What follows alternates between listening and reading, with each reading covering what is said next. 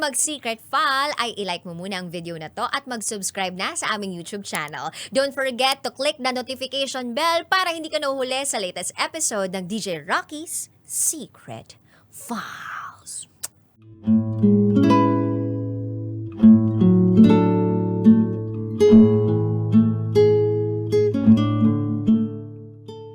Nang dahil sa isang lalaki, nasira ang pamilya ko.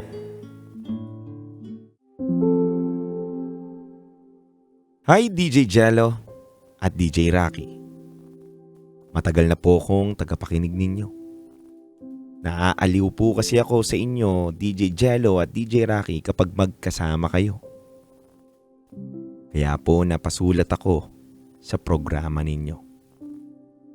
Itago nyo na lang po ako sa pangalang Denise, 39 years old, at ito po ang aking Secret Files.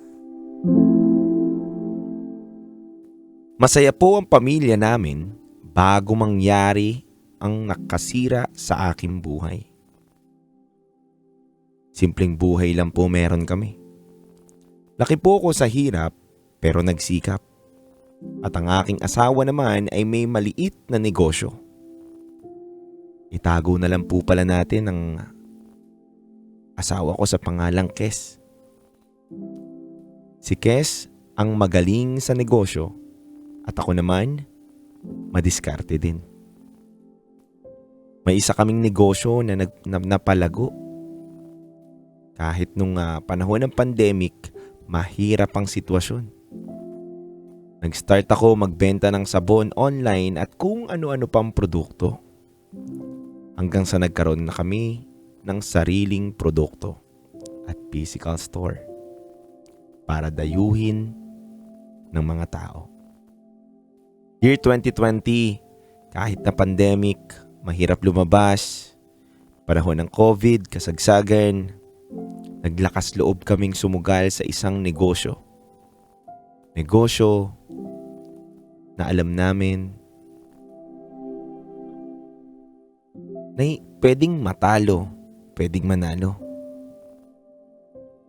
Pero nagugulat na lang kami kahit na panahon ng COVID noon, may mga pailan-ilan pumupunta sa clinic. May mga gustong ipa-inject, paayos sa kanila. Kaya natutuwa din kami. Lalo na yung online ko, ang lakas talaga bumenta. Doon ako nakaipon para paramihin ang branch namin. Alam nyo, DJ Jello at DJ Rocky, isa kami sa pinakamaingay na brand nung 2020 hanggang 2021, 2022, 2023. Hindi ko malilimutan na 4 lang kami nung panahon na inumpisahan namin yung negosyo. Pero ilang buwan lang, naging 50 agad ang aming tauhan. Dahil dumami agad ang branch namin. Masaya ang lahat, madami kaming taong natutulungan, marami kaming taong nabibigyan ng trabaho. Pero DJ Rocky, DJ Jello, sa paglago ng aming negosyo, ay meron din palang pagsubok na darating sa aming buhay. Akala ko, nung mga panahon na yun, ay nandun na kami sa pinakatuktok. Akala ko nung panahon na yun, na naging successful na kami sa mga pangarap namin ng asawa ko. Si Kes dating nagkukwento lang na gusto niya akong patayuan bilang ng ganito. Pero ilang taon lang ang makalipas, nagawa kagad namin. Taong 2022, 2023, labas-pasok kami sa bansa. Grabe. Nakakapag-travel kami at nakakabili ako ng mga mamahaling bags na akala ko dati hindi ko kayang bilhin. Sobrang ganda ng tandem namin ni Kes. Dahil nauunawaan niya ako at nauunawaan ko din siya. Hindi pa pwedeng magdesisyon ako mag-isa. Dahil nga partner at mag-asawa kami, kinukonsulta ko muna ang lahat sa kanya. DJ Rocky, DJ Jello, tulad nga po ng sabi ko, sa hindi inaasahang pagkakataon, may isang lalaki akong nakakilala. Pero wala muna akong gusto sa kanya nung umpisa. Dahil naging empleyado ko muna siya. At doon na nga po, nag-umpisa ang mga hindi magandang pangyayari sa aming buhay. Busy na po pare-pareho, di na po kami masyado nakakapag-usap, nakakalabas, o nakakabebe time kung tawagin. Kaya po mas madalas ko na pong nakakasama ang aking sekretary na si Benjo. Si Benjo ang kanang kamay ko. Napagkakatiwalaan ko siya sa manpower and operation ng aming kumpanya. Isa din siya sa pinapakinggan namin ng asawa ko pagdating sa decision making. Magaling itong si Benjo. Mapagkakatiwalaan at nakita naman talaga namin ng aking asawa kung paano niya kami tulungan. DJ Jello, DJ Rocky, hindi nagtagal. Sa araw-araw naming pagsasama ni Benjo, nagkahulugan kami ng loob. Sa madaling salita, may nangyayari na po sa amin. Hindi po alam ng mister ko yun.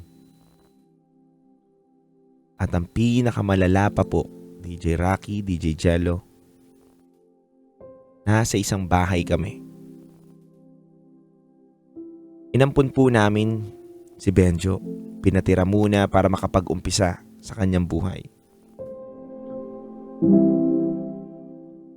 Dahil marami po siyang kwento sa amin na nabaon daw po siya sa utang at gusto niya po daw magbagong buhay. Iniwan daw po siya ng kanyang asawa. Kaya po napagpasyahan namin na doon na lang po siya tumuloy sa aming bahay.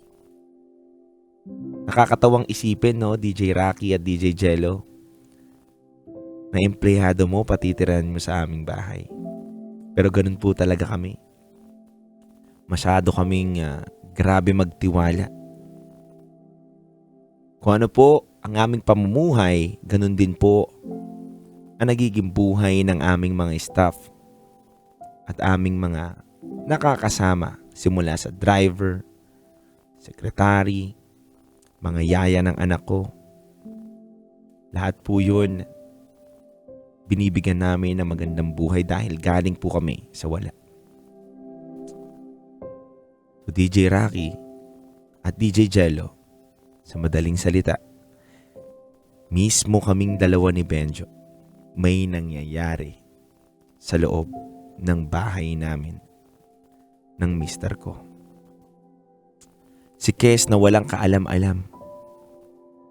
Si Kes na sobrang abala sa pagnenegosyo para sa aming pamilya at sa future ng mga anak namin.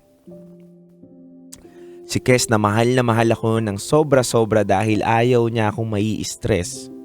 Kaya siya na lahat ang umaasikaso sa aming negosyo at isang negosyo na lang ang ibinigay niya sa akin para may pinagkakaabalahan pa rin ako. Year 2023, DJ Jello at DJ Rocky. Dito na po nag-umpisa ang pagbagsak ng katulad ko. Masyado na po ako nahuhulog kay Benjo. Lumalalim na po ang aming nararamdaman sa isa't isa. Which is mali po talaga yun. Aware po ako dun. Pero kasi nawalan ako. Nawalan ako ng oras sa aking mister. Nawalan ng oras ang mister ko ng oras para sa akin. Kaya napunta kay Benjo ang lahat ng atensyon ko. DJ Jello, DJ Rocky.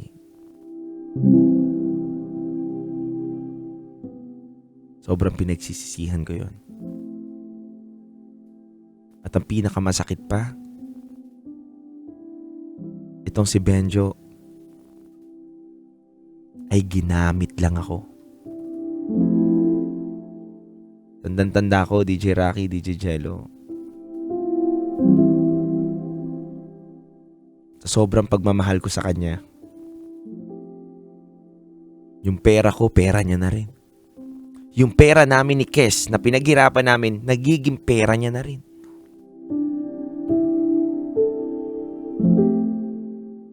One time, meron akong 30M na pinatabi sa kanya. Sabi ko, kapital namin yon para sa isang negosyong bubuuin namin para mahiwalay namin yung negosyo namin kala Kes. Pero alam mo, DJ Rocky, DJ Jello, anong ginawa niya? Isinugal niya po yung 30 million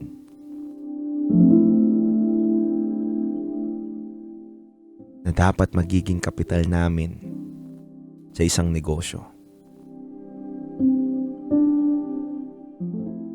Ginamit po ko ni Benjo. At ang pinakamatindi pa pong ginawa ni Benjo, kinausap niya mismo si Kes at inamin niya na meron kaming relasyon. Pero alam mo, DJ Rocky at DJ Jello, ang nakakaiyak at nakakagulat, si Kes nanatili pa rin sa buhay ko. Pero alam nyo, kahit naintindihan ako ni Kes, naging makasarili ako. Sumama pa rin ako kay Benjo. Tingin ko kasi si Benjo ang magbibigay sa akin ng kaligayahan nung mga panahon na yun. Kaligayahan na hinahanap ko at nangungulila ako kay Kes.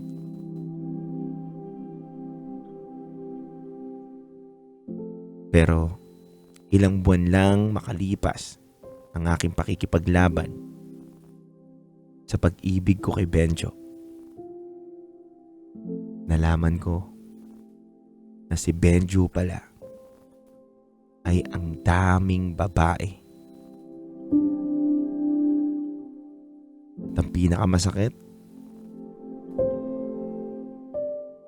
yung mga nagiging share niya, natulong ko sa kanya na yon, ay pinangbibigay niya lang sa mga babae niya.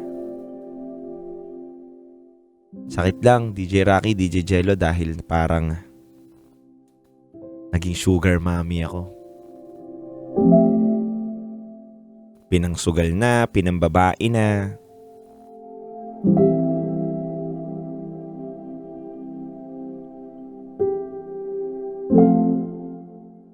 Tapos kunwari sasabihin niya sa akin, mahal na mahal niya ako.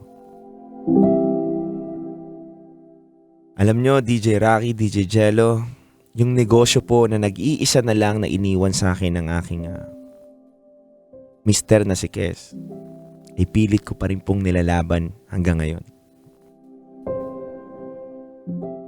Dahil ang dami ko pong taong pinagkakautangan. Ang dami ko pong taong nasira ang kanilang tiwala dahil sa mga naging desisyon ko.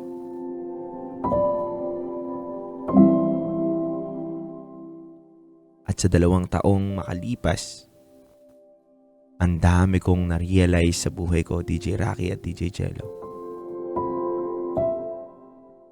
na dapat pala marunong tayo makontento. Na dapat pala kapag may negosyo o sa isang trabaho ay hindi natin hinahaluan ng kahit na anong pwedeng makasira sa ating pinaghihirapan.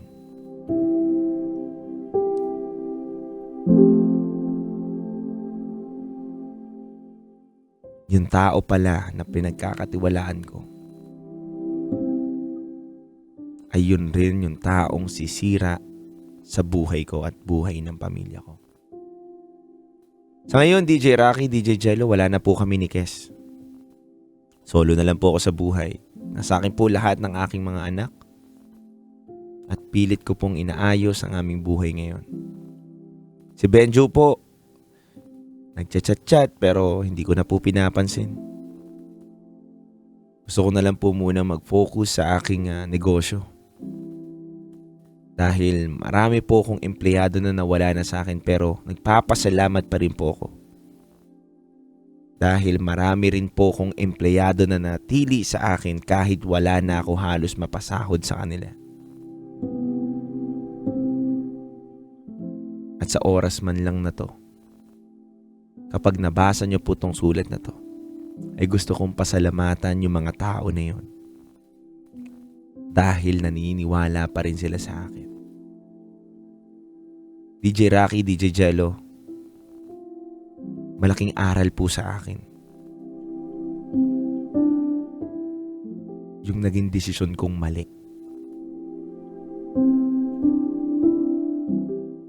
Mali na masyado kong naging makasarili. At sana sa lahat ng mga nakakarinig ng aking kwento ay huwag sana kayong maging makasarili sa pag-ibig, sa pera, sa negosyo o sa anumang bagay. Dahil ang taong makasarili, ang taong mapaghangad ng marami at malaki ay minsan ay napupunta sa kapahamakan. Maraming salamat po DJ Rocky at DJ Jello. Muli, ako po si Denise at ito ang aking Rocky's Secret Files.